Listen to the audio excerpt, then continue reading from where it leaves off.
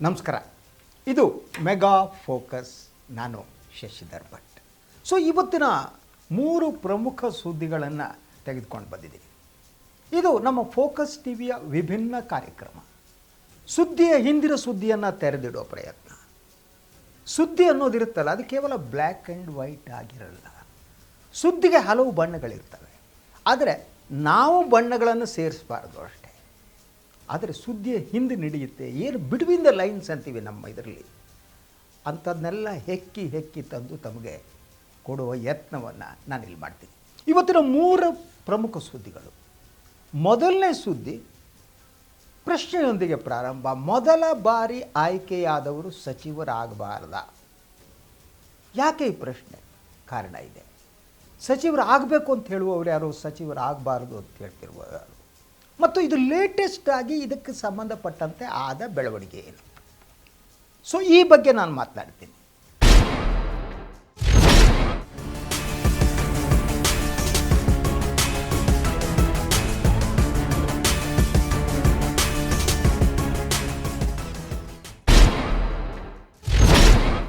ನಿನ್ನೆ ದೆಹಲಿಯಲ್ಲಿ ಸಿದ್ದರಾಮಯ್ಯನವರ ಆಪ್ತರಾದಂತಹ ಸತೀಶ್ ಜಾರಕಿಹೊಳಿ ಒಂದು ಮಾತನ್ನು ಹೇಳಿದರು. ಏನು ಗೊತ್ತಾ? ಬಹಳ ಸರಳವಾಗಿ ಅವ್ರು ಹೇಳಿದ್ದು, ಮೊದಲ ಬಾರಿಗೆ ಆಯ್ಕೆಯಾದವರು ಯಾಕೆ ಮಂತ್ರಿಗಳಾಗಬಾರ್ದು.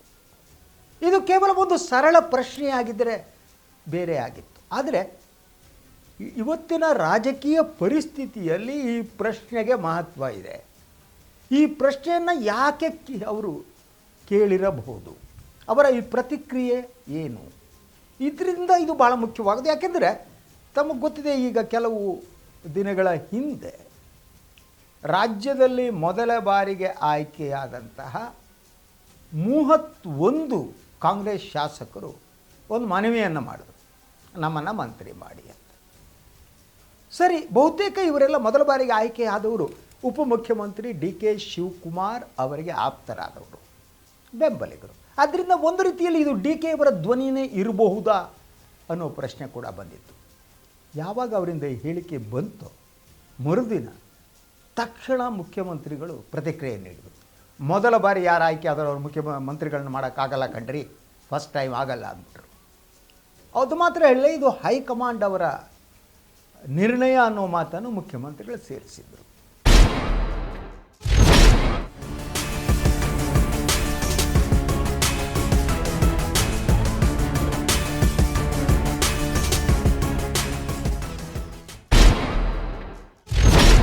ಈಗ ಇದಕ್ಕೆ ಜೀವ ಬಂದಿದ್ದು ಮುಖ್ಯಮಂತ್ರಿಗಳ ಆಪ್ತ ವಲಯಕ್ಕೆ ಸೇರಿದರು ಎಂದು ನಂಬಲಾಗಿರುವ ಸತೀಶ್ ಜಾರಕಿಹೊಳಿ ನಿನ್ನೆ ಡೆಲ್ಲಿಯಲ್ಲಿ ಸುದ್ದಿಗಾರರ ಜೊತೆ ಮಾತನಾಡ್ತಾ ನೀಡಿದ ಪ್ರತಿಕ್ರಿಯೆ. ಯಾರೂ ಎಕ್ಸ್ಪೆಕ್ಟ್ ಮಾಡಿರಲಿಲ್ಲ. ಜಾರಕಿಹೊಳಿಯವರ ಅಭಿಪ್ರಾಯಕ್ಕೂ ಮುಖ್ಯಮಂತ್ರಿಗಳ ಅಭಿಪ್ರಾಯಕ್ಕೂ ವ್ಯತ್ಯಾಸ ಇರುತ್ತೆ ಅನ್ನೋದು ನಂಬೋಕ್ಕೆ ಸಾಧ್ಯನಾ? ಅಥವಾ ಇದು ಒಂದು ರಾಜಕೀಯದ ಆಟವಾ? ಅಥವಾ ಸಿದ್ದರಾಮಯ್ಯನವರ ಗುಂಪಿನಿಂದ ಸತೀಶ್ ಜಾರಕಿಹೊಳಿ DK ಅವರ ಗುಂಪಿಗೆ ಜಾರ್ತಿದ್ದಾರ, ಹಾರಿದ್ರ? ಪ್ರಶ್ನೆಗಳು. ಅವರು ಮಾತನಾಡಿದ ಉದ್ದೇಶ ಏನಿರಬಹುದು ಅನ್ನೋದರತ್ತ ನೋಡೋಣ. ಅವರು ನಿನ್ನೆ ದೆಹಲಿಗೆ ಹೋದರು. ಸತೀಶ್ ಜಾರಕಿಹೊಳಿ ದೆಹಲಿಯಲ್ಲಿ ಹೋಗೋದು ಇರೋದು ದೊಡ್ಡ ವಿಚಾರ ಅಲ್ಲ. ಅವರು ಹೈಕಮಾಂಡ್ಗಳನ್ನ ನೋಡ್ತಿರ್ತಾರೆ, ಹೈಕಮಾಂಡ್ ನಾಯಕರ ಹತ್ರ ಮಾತನಾಡ್ತಿರ್ತಾರೆ, ಎಲ್ಲವನ್ನ ಮಾಡ್ತಾ ಇರ್ತಾರೆ, ಅವ್ರದ್ದೇ ರಾಜಕಾರಣ. ಆದರೆ ಕಳೆದ ಕೆಲವು ತಿಂಗಳುಗಳಿಂದ ಸತೀಶ್ ಜಾರಕಿಹೊಳಿಯವರು ಮುಖ್ಯಮಂತ್ರಿ ಗುಂಪಿನಲ್ಲಿ ಸಂಪೂರ್ಣವಾಗಿ 100ಕ್ಕೆ 100ರಷ್ಟು ಆ ಗುಂಪಿನಲ್ಲಿ ಗುರುತಿಸ್ಕೊಳ್ತಾ ಇಲ್ಲ ಅಂತ ಅನಿಸುತ್ತೆ. ಅದರ ಜೊತೆಗೆ ಅವರು 2-3 ಬಾರಿ ಉಪಮುಖ್ಯಮಂತ್ರಿಗಳ ಜೊತೆ ಕೂಡ ಮಾತನಾಡಿದ್ದಾರೆ. ಅದಾದಮೇಲೆ ಅವರು ಹೇಳಿದ್ದು, ಮುಖ್ಯಮಂತ್ರಿ ಅಧಿಕಾರ ಹಂಚಿಕೆ ಪ್ರಶ್ನೆ ಬಂದಾಗ ನಾನು ಈ ಒಂದು ವಿವಾದದಲ್ಲಿ ಇಲ್ಲ, ನಾನು ಮುಖ್ಯಮಂತ್ರಿ ಆಗೋದಿದ್ದರೆ 2028ರ ನಂತರ ಅನ್ನೋ ಮಾತನ್ನು ಹೇಳಿದರು. ಸ್ಲೋಲಿ ಸಿದ್ದರಾಮಯ್ಯನವರಿಂದ ಈ ಕಡೆ ಬರ್ತಾರೆ ಅಂತ ಅನಿಸೋದಕ್ಕೆ ಪ್ರಾರಂಭ ಆಗಿತ್ತು. ಹಾಗಿದ್ದರೆ ನಿನ್ನೆ ಅವರು ನೀಡಿದ ಹೇಳಿಕೆ ಕೂಡ ಮಹತ್ವವನ್ನು ಪಡೆಯುವುದು ಆ ಕಾರಣಕ್ಕಾಗಿತ್ತು. ಮುಖ್ಯಮಂತ್ರಿಗಳ ಪ್ರಕಾರ ಕಾಂಗ್ರೆಸ್ ಹೈಕಮಾಂಡ್ ಹೊಸಬರಿಗೆ ಸಚಿವ ಸ್ಥಾನ ಇಲ್ಲ ಅನ್ನುವ ತೀರ್ಮಾನ ತೆಗೆದುಕೊಂಡಿದೆ ಅಂತ ಹೇಳಿದ ಮೇಲೆ ಯಾಕಾಗಬಾರದು, ಆಗಬಹುದಲ್ಲ ಅಂತ ಅಂದ್ರೆ ಕಾರಣ ಏನು, ರಾಜಕೀಯ ಕಾರಣ ಏನು?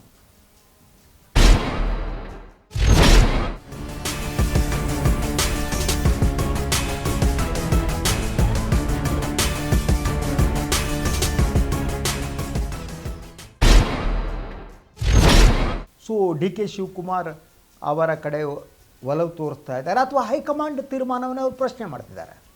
ಒಂದೊಮ್ಮೆ ಪ್ರಶ್ನೆ ಮಾಡ್ತಿದ್ದಾರೆ, ಯಾಕೆ ಪ್ರಶ್ನೆ ಮಾಡ್ತಿದ್ದಾರೆ ಸತೀಶ್ ಜಾರಕಿಹೊಳಿ? ಅದಕ್ಕೆ ಕಾರಣ ಏನು? ಇಂತಹ ಪ್ರಶ್ನೆಗಳಿವೆ. ರಾಜಕಾರಣದಲ್ಲಿ ಕಾಯಂ ಮಿತ್ರರು ಇರುವುದಿಲ್ಲ, ಕಾಯಂ ಶತ್ರುಗಳು ಇರಲ್ಲ. ಹಾಗೆಯೇ ರಾಜಕಾರಣಕ್ಕೆ ಭೂತಕಾಲನೂ ಇರಲ್ಲ, ಭವಿಷ್ಯತ್ ಕಾಲನೂ ಇರಲ್ಲ. ಇರೋದು ಒಂದೇ ವರ್ತಮಾನ ಮತ್ತು ಅಧಿಕಾರ.